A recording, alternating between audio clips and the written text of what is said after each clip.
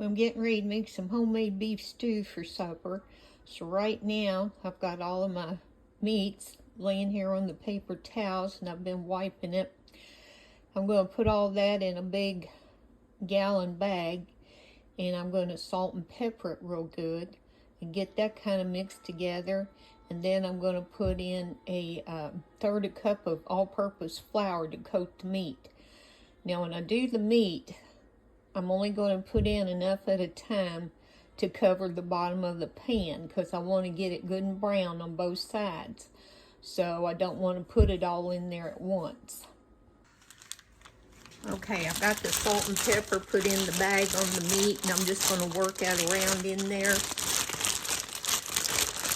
Make sure it's all rubbed in.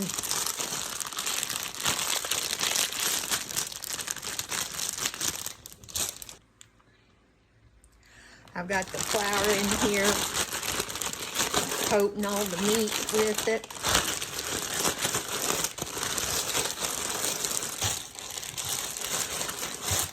Okay, got that done. Now I've got about 3 tablespoons of olive oil in my Dutch oven, and I'm going to get that warmed up and then start placing the meat in there. Okay, I've got the first batch in there, going to let it get browned on all sides. Then I'm going to take that out and plate it up and finish the rest of it. And then once that all gets done, I'm going to set that aside and work on the rest of it.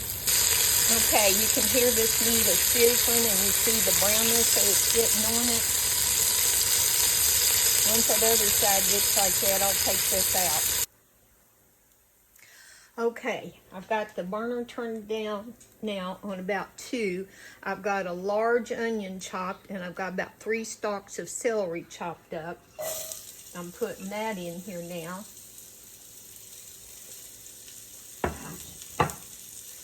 And you're going to cook this for about 10 minutes. And let it just kind of soften up and maybe get a little bit caramelized. Set my timer.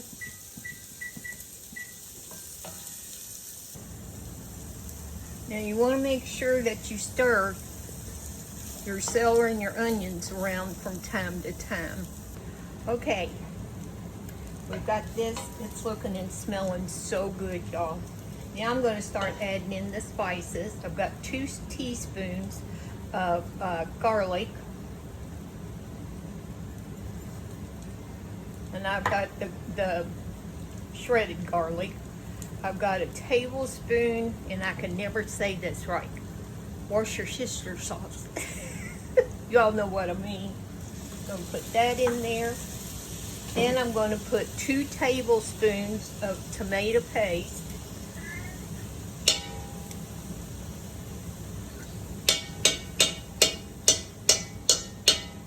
Oh, this is smelling so good in here.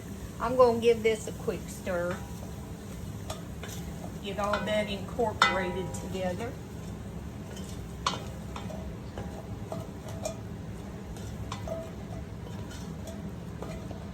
Now again, this is just how I make it for my family.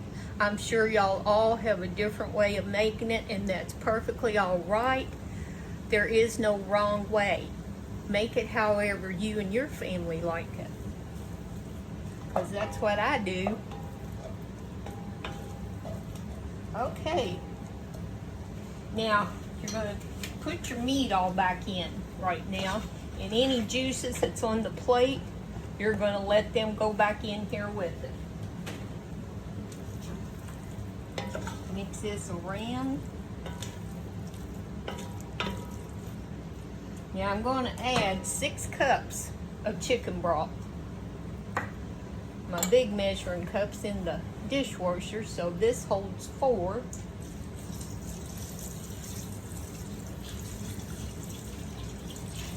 I'm going to measure out 2 more cups. Let's see.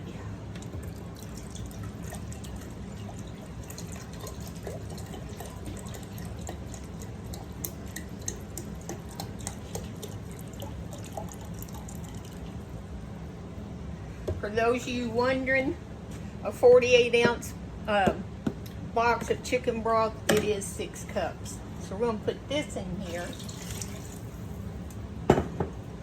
Now we're going to bring this to a boil. And then when it comes to a boil, we are going to turn it back down. And I'll come back when it comes to a boil. Okay, this is coming to a boil now. So I'm going to turn the heat down to about 2. Going to cover this up. And we're going to let this simmer for an hour or until that meat gets tender. Okay, the meat's tender, so now I'm going to add in the carrots.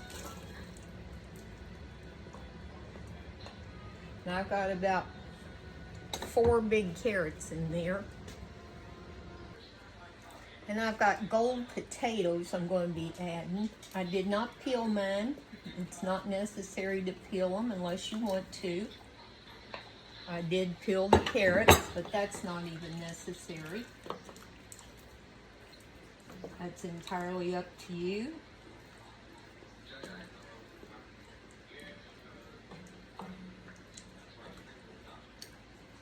So I've got that all in there now. And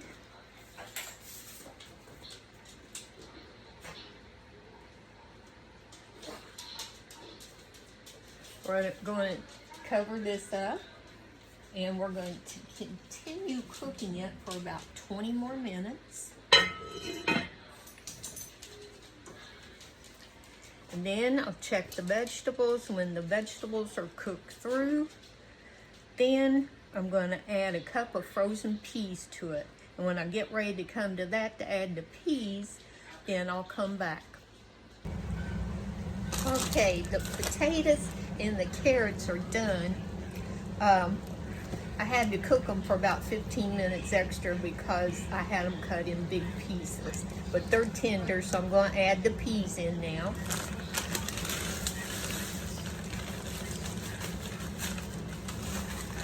About a cup of them.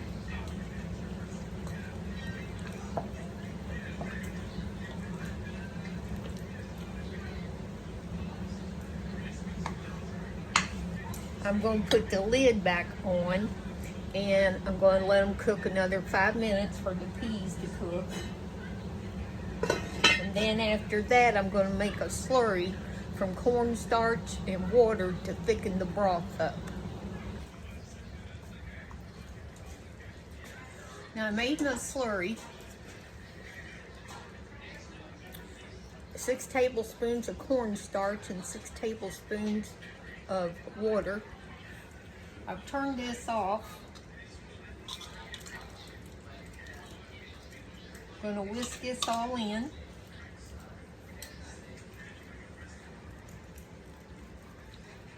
That's already thickening up in there. Got a potato in there, but that's okay.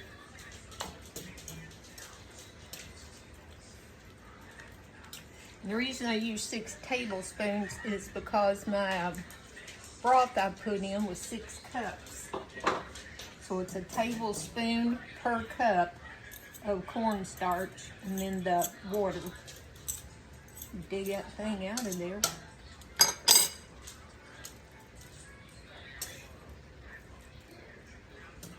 I've got the bread almost ready to come out of the oven. And I'm just waiting for my sweet Eric to get home. He works afternoons, so.